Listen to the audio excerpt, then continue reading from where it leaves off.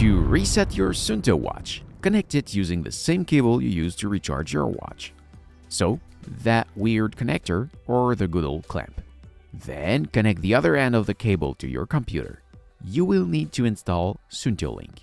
I'll left you a link in the description to download it.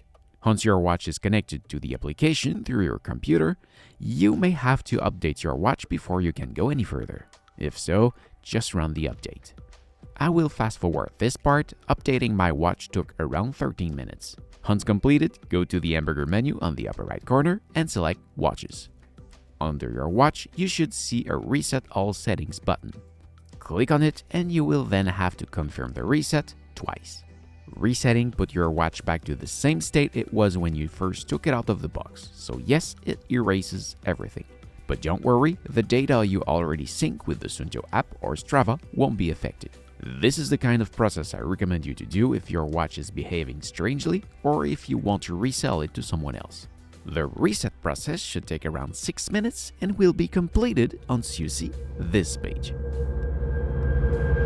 So, this is it. Thank you for watching. I hope it helps. If yes, please smash the like button. If you are planning to buy this watch, you can see my link in the description. And don't forget to subscribe to my channel so you can find me back easily next time you need help. If you want to see my other tutorial about this watch, you can see my playlist just right here, and you can also find me on my main channel just right there.